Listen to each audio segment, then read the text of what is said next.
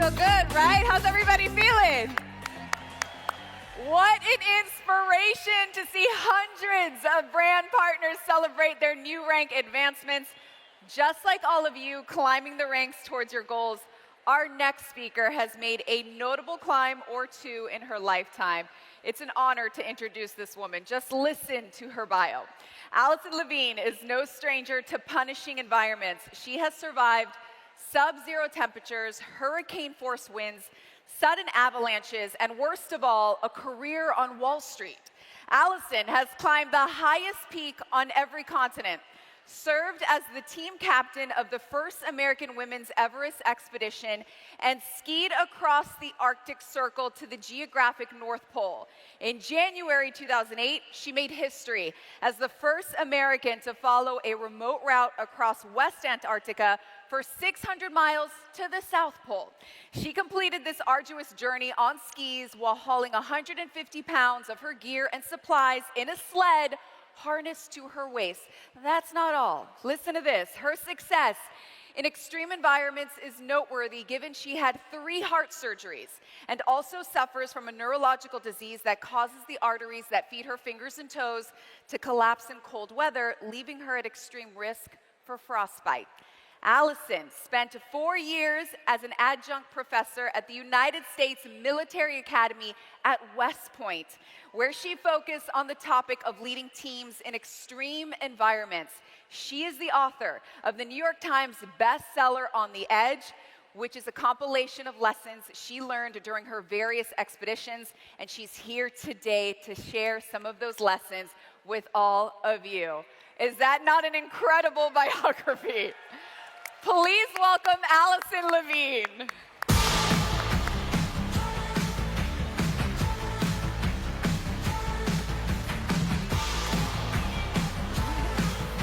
Wow, you guys, wow.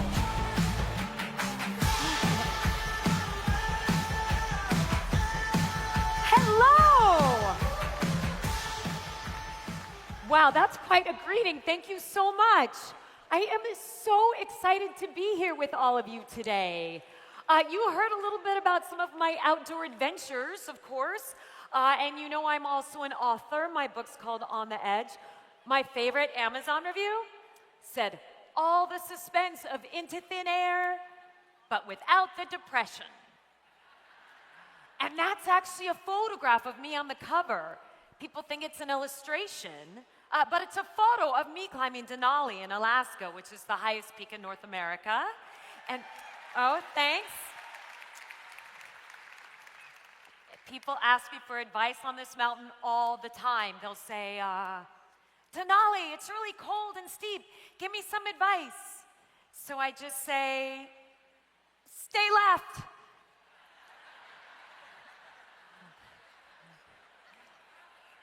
Now, I know all of you are climbing your own mountains, so what I thought I'd do in the time we have together is share with you some of my favorite lessons from the book, focusing on the American Women's Everest Expedition, because this is a climb where I think I learned more great lessons about tackling challenge, overcoming obstacles, and achieving big goals in times of uncertainty.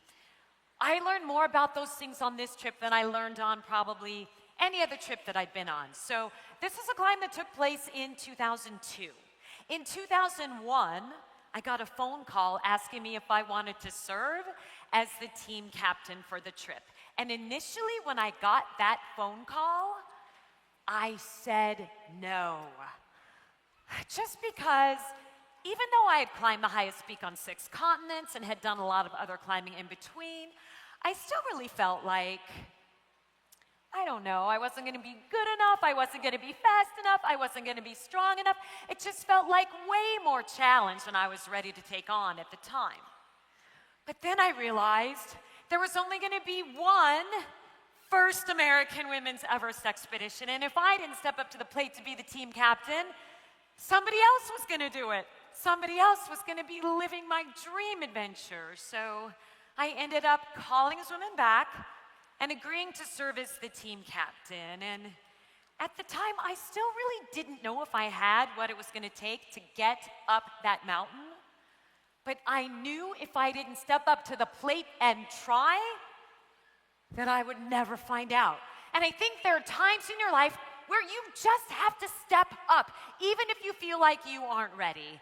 And I ran across this quote when I was contemplating the whole thing. It's a quote by the first woman who ever climbed Mount Everest, and our friends here from Japan will recognize her name, Junko Taibei. And she reminds us that when it comes to getting to the top, it is not just about technique and ability, it is also very much about willpower, right?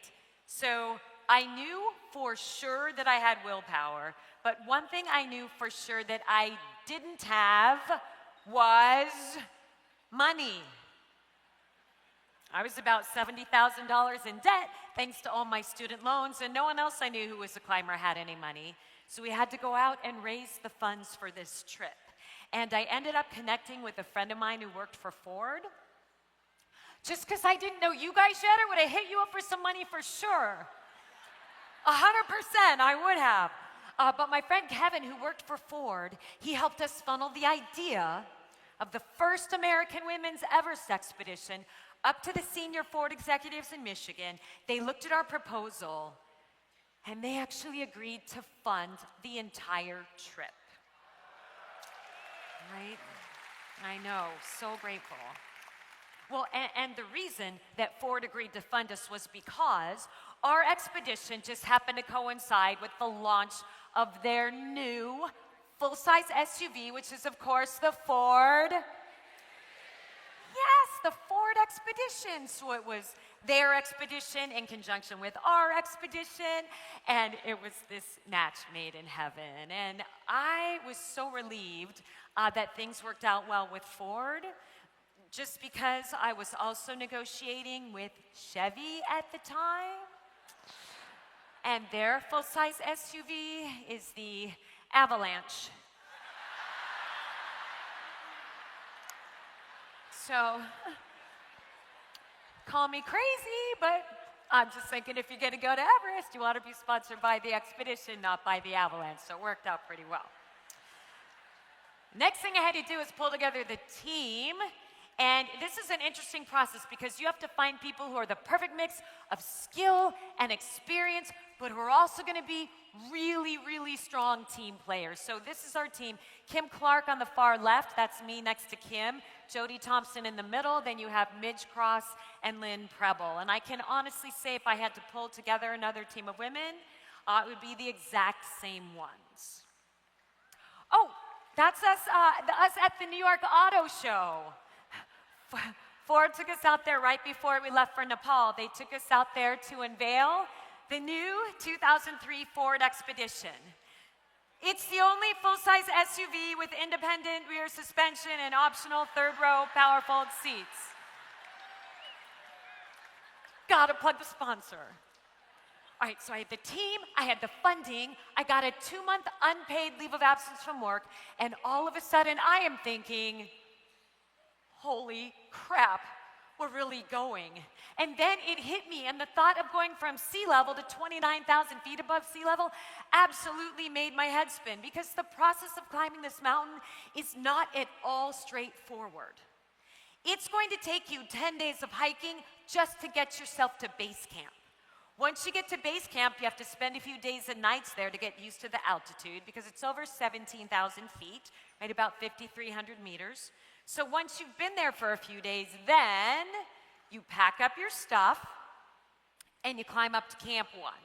You spend the night up there at Camp 1, and the next day after you spend the night up there, you pack up your stuff and you come back down to base camp again.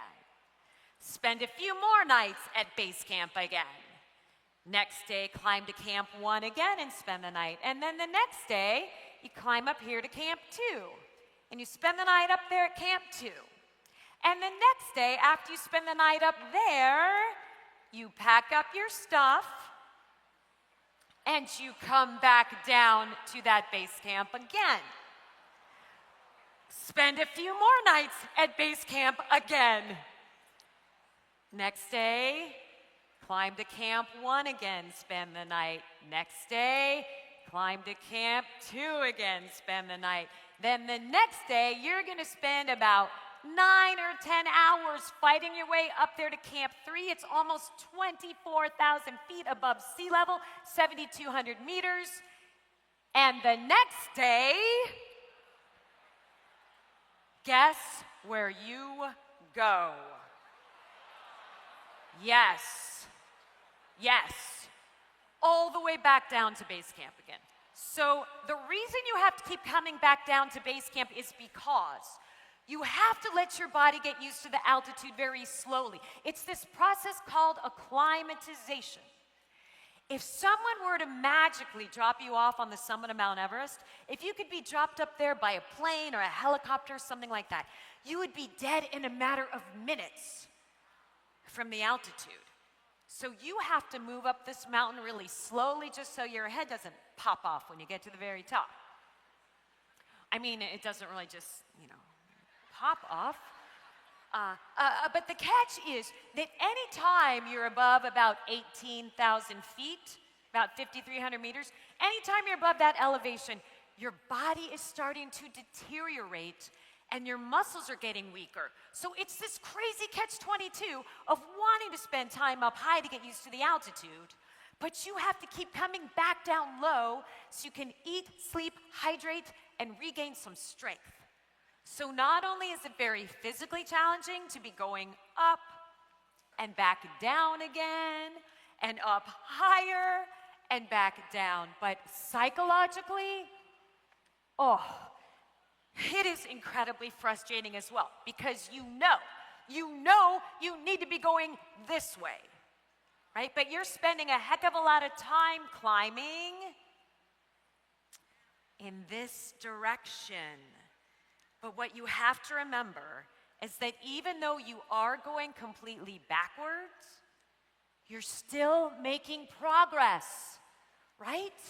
Because you're helping your body acclimatize.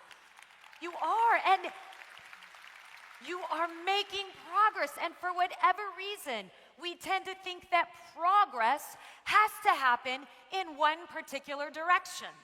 But that's not the case. Sometimes you are going to have to go backward for a bit in order to eventually get to where you want to be. So do not look at that backtracking as losing ground.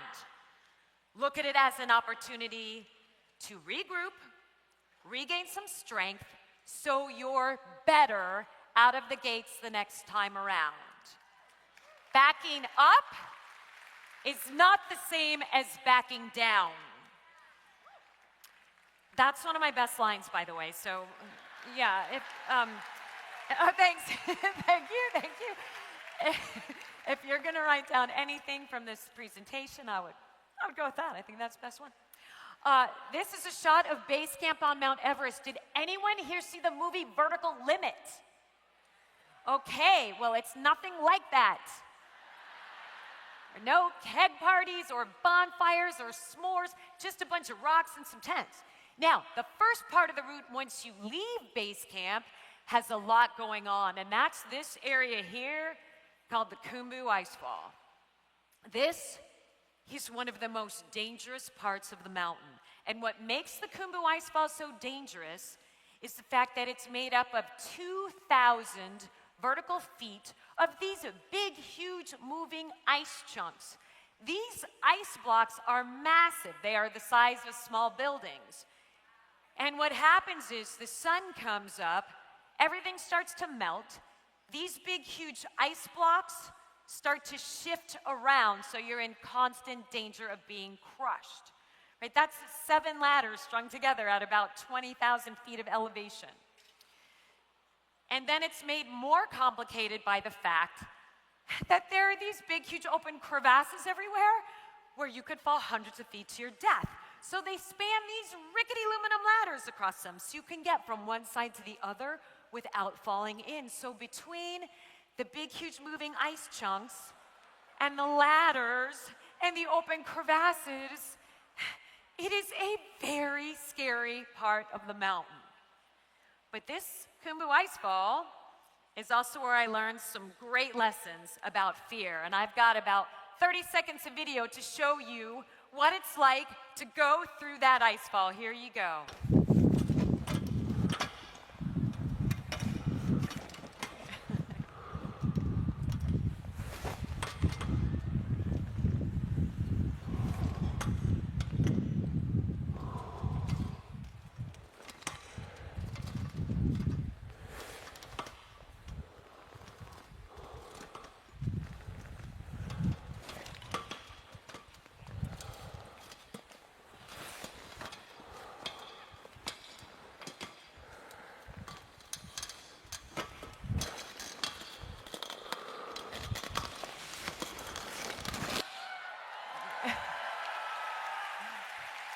Thanks. Thank you so much. So you get the idea. Definitely a very scary part of the climb. But this ice fall is also where I learned one of the best lessons about managing fear, which is this. All right, listen. Fear is okay. It's just a normal human emotion. Complacency is what will kill you. You have to be able to act and react quickly when you're in these environments that are constantly shifting and changing. And I don't think any of us have seen as much shifting and changing in the world as what we've seen over the past few years. And we know it's not slowing down anytime soon. So fear is fine. Complacency will absolutely do you in. And here's what I want you to remember. You can be scared and brave at the same time. You can. You can be scared and brave at the same time.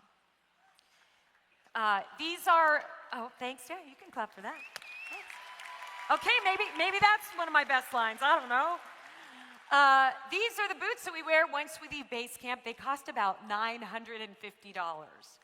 But if you break that down, it's only $95 a toe. Yeah, so if you want to keep all of yours, you suck it up and buy these boots. Camp 1 on the other side of the ice fall, not a lot going on there. Here's the team at Camp 2, bringing sexy back. I'm 5'4", tallest person out of all of us. We were so short, we had to have these down suits custom made. But we liked them because we thought they were kind of flattering.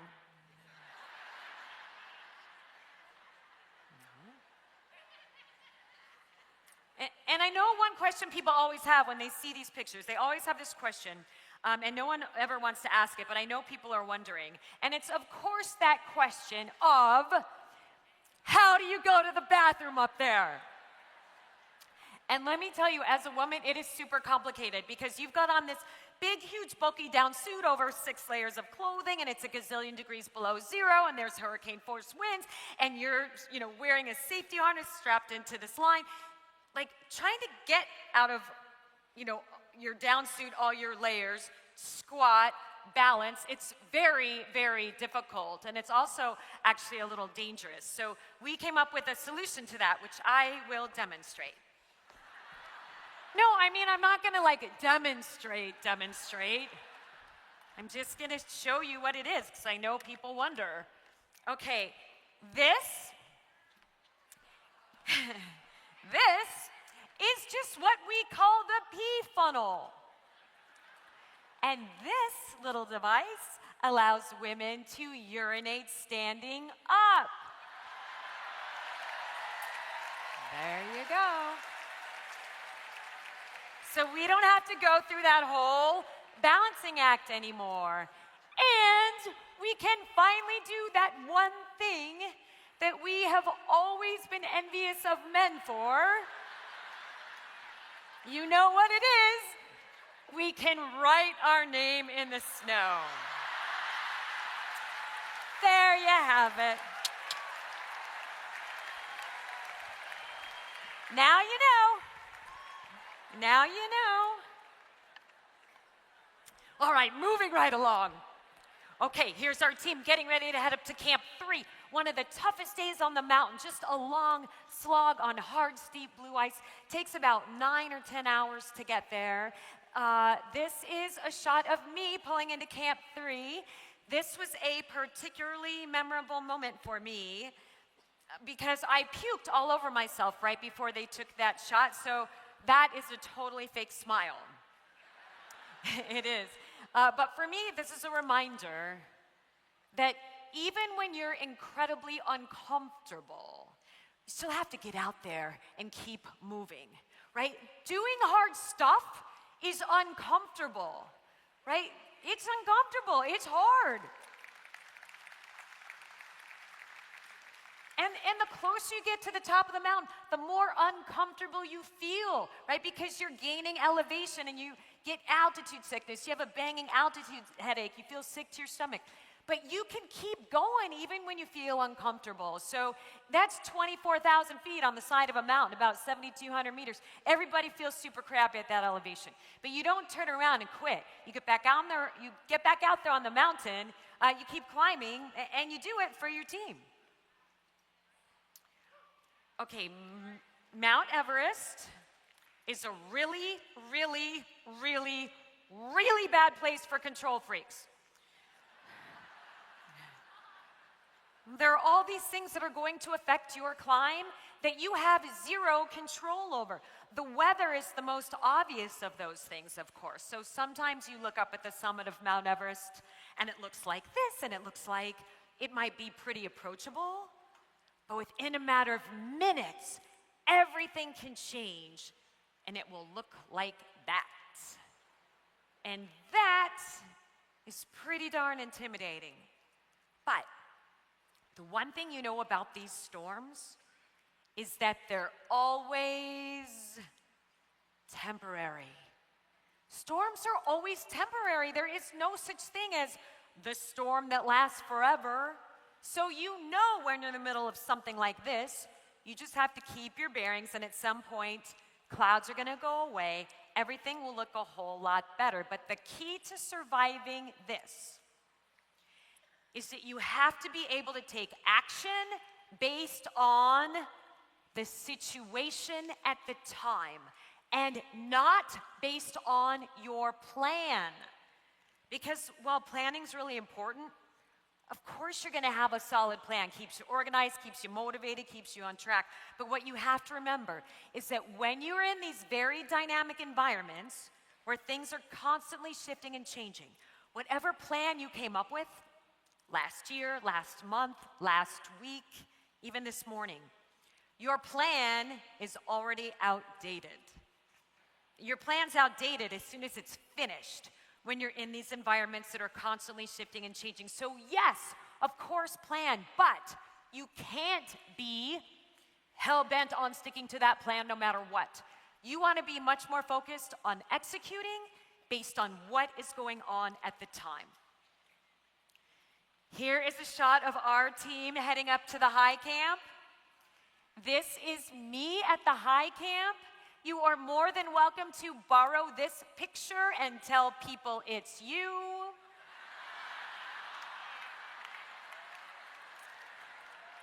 Nobody will ever know. Meredith's looking good up there, isn't she? All right, so the high camp, it's at 26,000 feet, 8,000 meters, also known as the death zone. And they call it the death zone for a really good reason, and that's because at that elevation, human life can no longer be sustained, and your body is slowly starting to die. At this elevation, you have to take about 5 to 10 breaths for every step. That's how many breaths you have to take just to catch your breath enough to take one step. So it looks kind of like this. You take a step, and then you do this.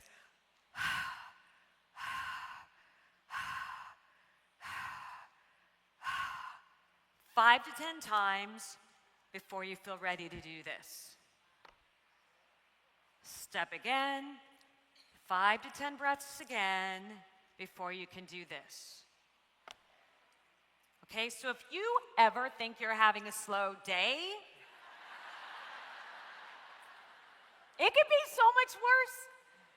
Okay, so get up to the high camp in the afternoon. We lay down for a couple of hours to rest our bones and our muscles, and at 10:30 at night, we get out of our tent to start heading to the summit. So 10:30, pitch dark, freezing cold. You wear a headlamp on your forehead so you can see down the trail.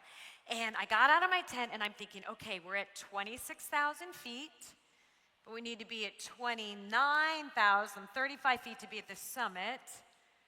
Okay, that's more than 3,000 vertical feet alone we need to cover, not to mention all the horizontal distance.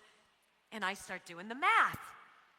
One step, 5 to 10 breaths, 3,000 vertical feet. I start to get completely freaked out and intimidated, thinking, there's just no way. I'm not going to be fast enough. I'm not going to be strong enough. So the only way I could really wrap my brain around what we had to do and feel like it was realistic is by breaking that summit day down into much smaller parts. So for the time being, I stopped stressing out about the summit.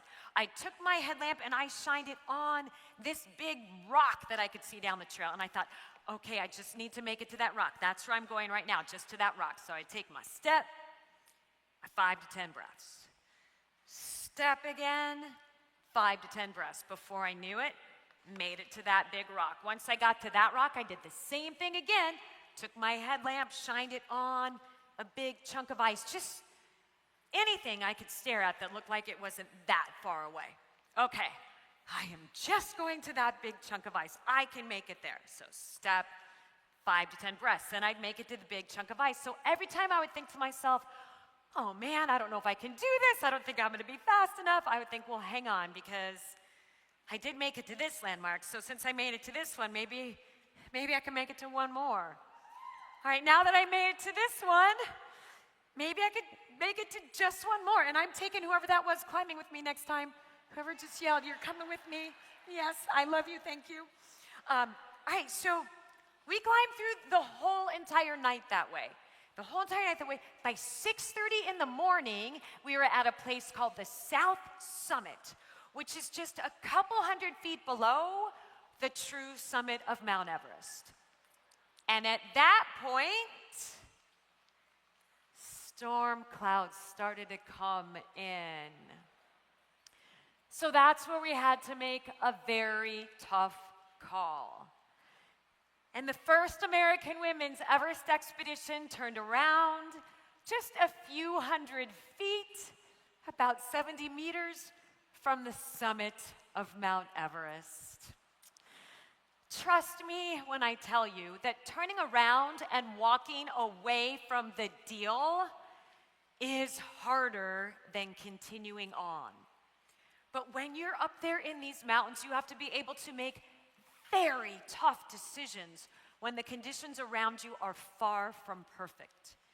And you have to think about how every single move you make is going to affect everybody else around you and not just you. So it doesn't matter how much blood, sweat, and tears you personally put into something. If the conditions aren't right, you turn around, you cut your losses, and you walk away. You do. Sometimes you gotta walk away. Look, Mount Everest is just a pile of rock and ice. It's really all it is. You can always go back. But if you do something dumb up there, you may not have the opportunity to go back. And we all know of instances where one person's poor judgment has brought down an entire organization, right? Same thing in the mountains. One person's bad decision can bring down an entire team. And look at all the sad faces. Just so you know, that distance is just about 270 feet, but that would take us several hours, right? No, I know. I feel like you're looking at me and you're looking at this and you're like, you should have just run and touched the tippy top. Run back down. You can't run up there. You're taking 10 breaths for every step. So that's where we turned around. Good thing we did. Got caught in a whiteout on our descent. We had to spend the night at 26,000 feet in a storm. Not where you want to spend the night. You want to get down to a lower, safer elevation. But we couldn't see well enough to make that happen. So we spent a pretty scary night just trying to not get blown off the mountain. And we did get a bit of a break in the weather the next day. We were able to start heading back down to base camp. And yes, it's disappointing to spend 2 months on that mountain because that's how long an Everest expedition takes, 2 months. And you miss it by what feels like that much. But you only have enough gear, supplies, and oxygen to go for it one time.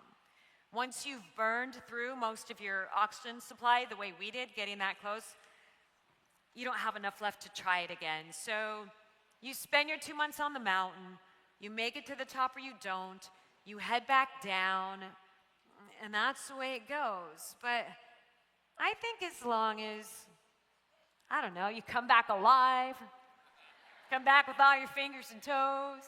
Consider that a pretty good trip. Thank you. Thanks. I'm happy to be here with you today.